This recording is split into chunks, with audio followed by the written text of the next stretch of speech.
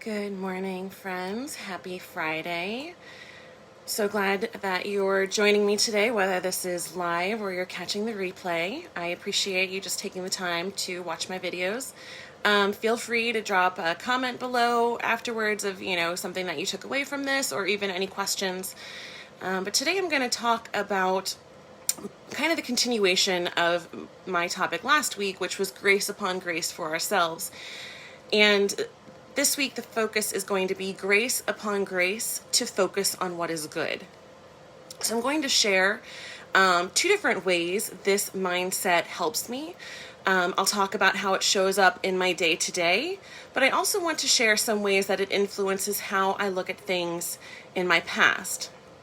So in last week's video, I said I've started what will be a lifelong process of recognizing the ways white supremacy is structurally baked into both the systems of our American society and also into what I've learned about my faith in the American church. And I kind of wanted to address that a little bit.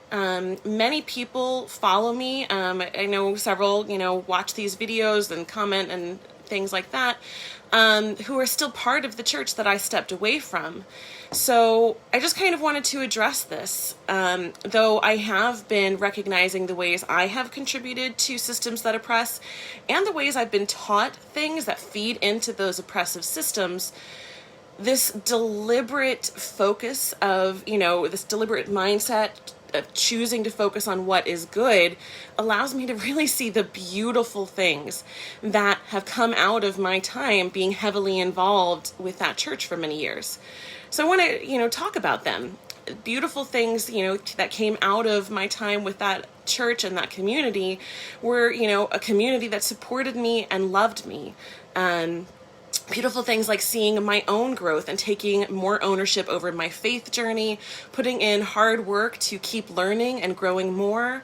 Beautiful things like friends who walked with me as I realized I was dealing with an eating disorder and who did their best to support me as I worked to heal my relationship with my body.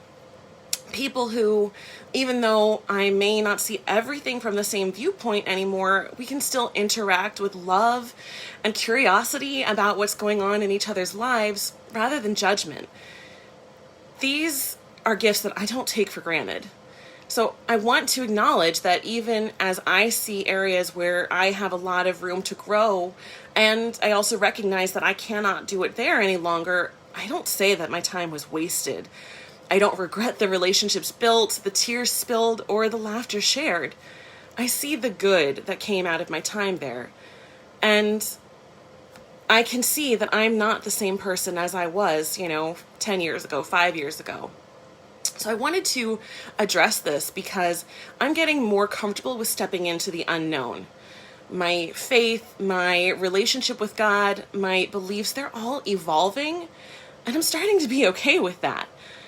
For a while, it seemed so radical to me that I thought I had to hide it, but I'm getting comfortable with being radical, and I'm finding more of Jesus there than I ever imagined possible.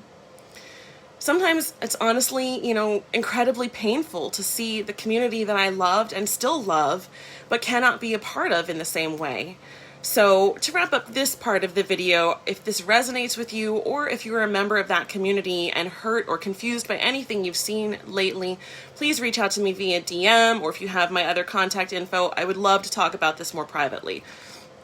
But I want to move on to more of how shifting this perspective of giving myself grace upon grace and focusing on what is good very intentionally and deliberately, about how this has helped me as I look at me.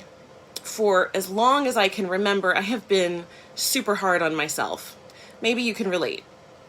From a neuroscience perspective, we all naturally have that negativity bias. This is a protection mechanism built into our brain back from when our ancestors were being chased by tigers and they needed to notice and react right away. But in my normal routine, being hyper-focused on the negative has proved to be less than helpful.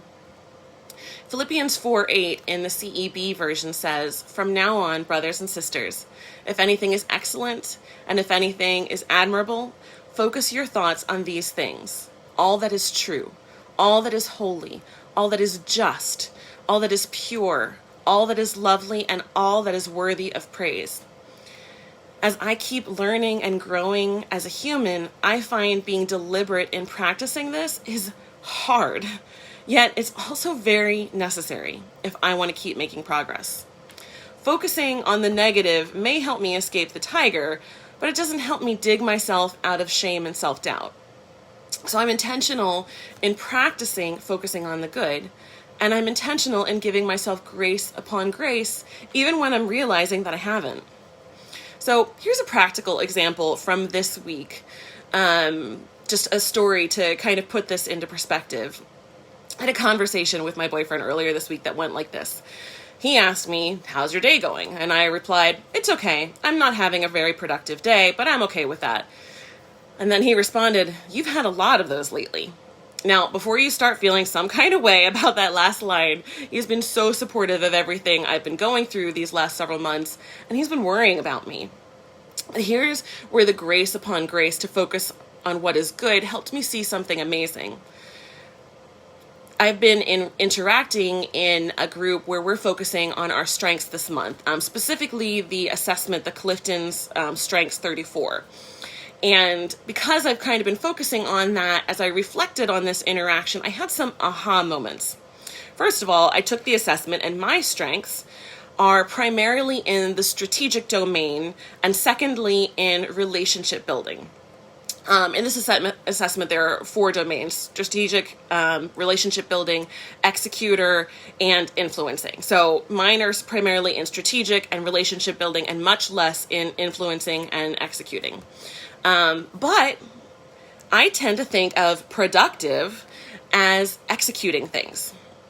So the real problem is that I have been describing my days of unproductive because I'm not always getting the executor things done. But I totally discount the ways I am operating in my strengths, in the strategic strengths, in the relationship building strengths for huge portions of the day. So grace upon grace in this context allowed me to see that I'm not lazy. I'm not unproductive.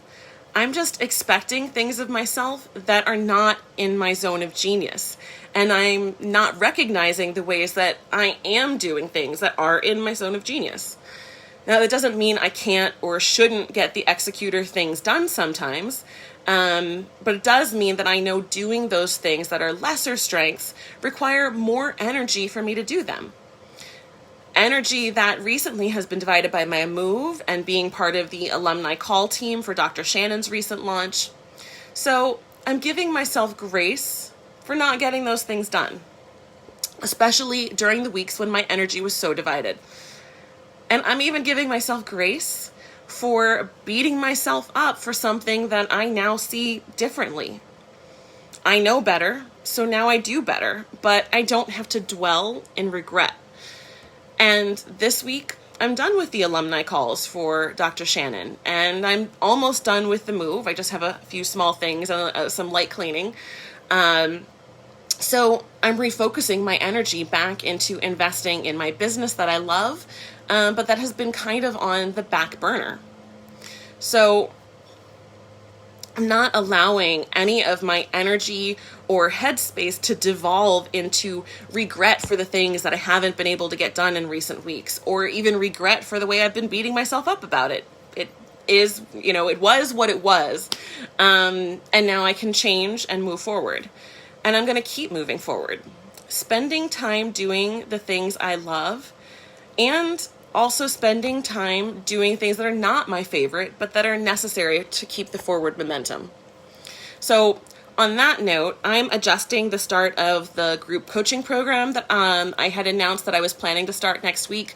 I'm going to push it back to September 30th and just give myself some more room to really do this well, and really show up for, clients that want to participate. I'm probably going to even be adjusting some of the other details in what I had previously announced to make it an even better fit for me and how I want to show up in the world. So stay tuned for more information on that shortly. In the meantime, if you'd like some help and support on how to give yourself more grace upon grace in your daily life, in your routines, and your habits, send me a DM or email me and we can set up a call. I have some availability for one-to-one coaching even now as I'm gearing up for this group program. So you can DM me on Instagram or Facebook, or my email is kelly@thekellyrenee.com. All right, that's all I have for you this week, guys. Have a blessed week, and I'll see you later.